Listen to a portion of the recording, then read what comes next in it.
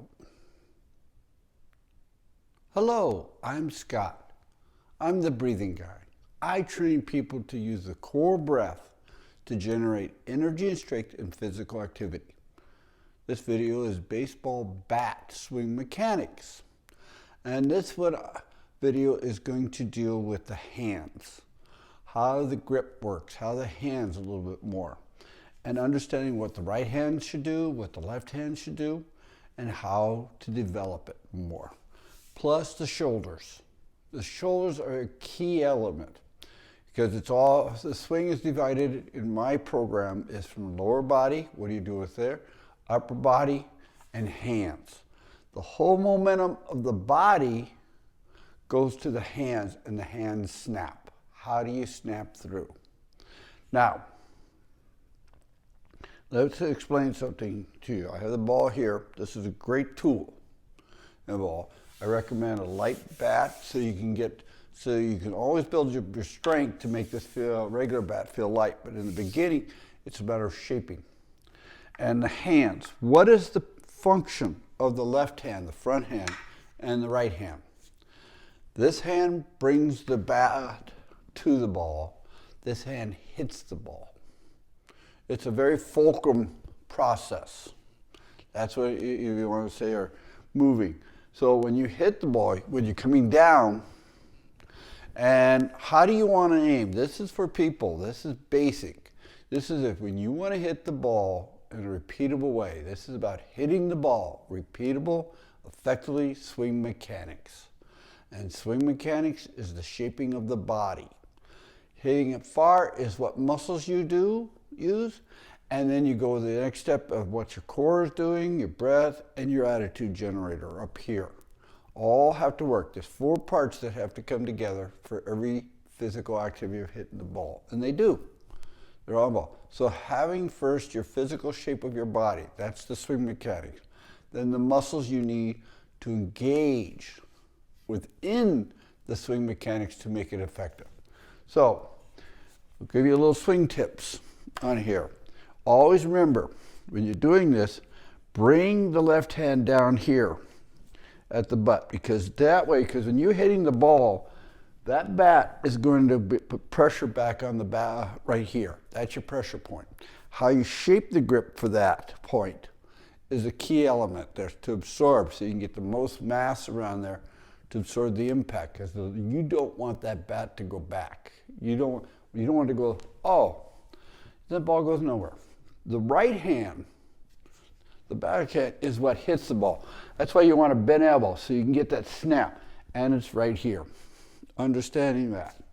So when you're coming out. Now, aiming the bat to the ball, the butt, that's the key. So I want to keep it direct, simple. A lot of people do this with the right elbow. Why?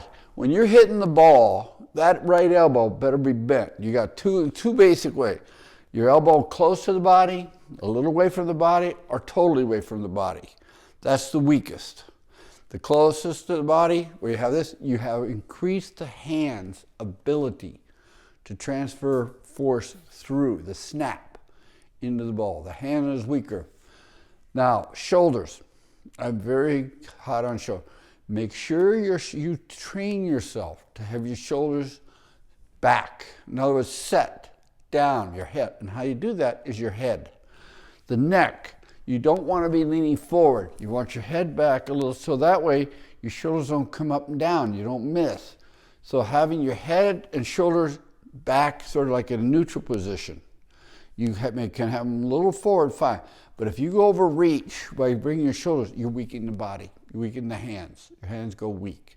So setting up your whole shoulder from here up, your head, your shoulder blades, so they don't move, square. Then you line your arms up and you make your posture, your shape of your body to hit the ball where you want it. This is the lower one. Then you got middle. Then you got a little higher. Shaping the body, your swing mechanics for the different positions of the ball is training. It's developing the sensation. Now, aiming the ball, how do you hit the ball? I'll prove it to you. See the butt, here I'm coming down, the butt is right at the ball, then my right hand brings the bat to the ball. So if I bring it down here and the bat at the same time, if I raise it up higher,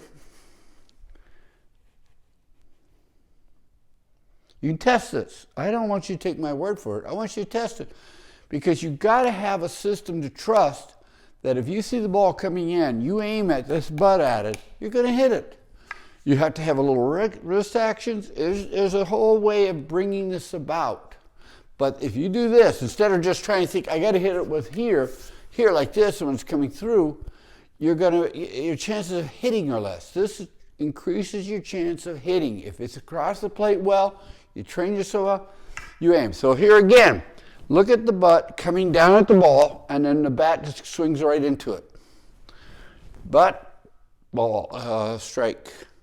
You can just it's timing. This is swing mechanics, shaping the body, and this is using the bat and a way of targeting the ball with this, and then bringing the right hand into the ball.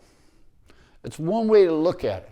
There's a number of ways of looking at it, but I know this works on there. So any ball coming in, instead of thinking, well, I got to hit it here, aim it here. That way you aim. You can have something to aim at. Then in the momentum of doing so, comes right to the ball. It flows. You start from the hand outwards. Test this process of aiming the bat, the butt of the bat at the ball, and how to swing the bat into the ball. So you aim it coming in, and then you swing the bat into where you, right there, where you're aiming at with the butt.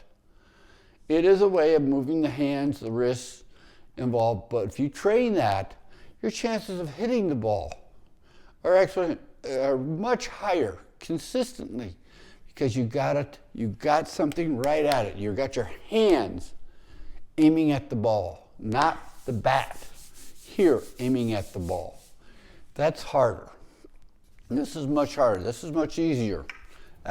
So you can test it and practice. This is how you practice it as well. This is part of the other video I have on exercising your swing mechanics, the shaping of the body to hit the ball. So shaping your body, I do my standard foot here, 17-inch, 78 degrees out, open stance, and I literally pivot my heel around so my hip turns into it. Now, when you do it this way, see how my arm is across my chest.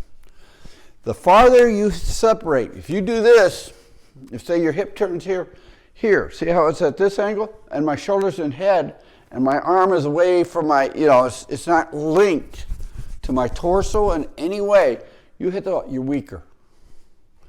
Then it's a total relying of the right hand hitting, but you're still weaker. It's not engaging enough force. So really understanding by you having it linked, the more you turn your shoulder into it, that facilitates the speed of the bat and the hands of firmness. So by having it square, you can turn your shoulders into it. And if you really get good, to me, if you can time it where the shoulder and hip, this relationship here, where the hip turns and the shoulder's following, coming into it, where it's virtually even, as you're hitting the ball, you will maximize the force of the body itself going to your hand, and then the hand snap amplifies that. It's cleaner, it looks much prettier, it's balanced. Swinging with balance transfers the great force. If you swing and you don't have lower body balance, it's virtually momentum. It's based on your muscles, your natural talent. This is for people, if you want to say, that has middle talent. If you can catch the ball, you can see the ball, and you can aim that butt at, you can hit the ball. Now, how far? That's swing mechanics, which is itself is the muscles you use, the shape of your body. But this is one way of how to use the butts. Have your shoulders square, shoulder, head back, so you bring in and your hip in there, and having the footwork of turning, pivoting, knee across. Remember, what do you want the body to do? The lower body to do? Your hips turn. If you can turn those hips and they're facing the pitcher, That maximizes the shoulders. Then the shoulders rotate around.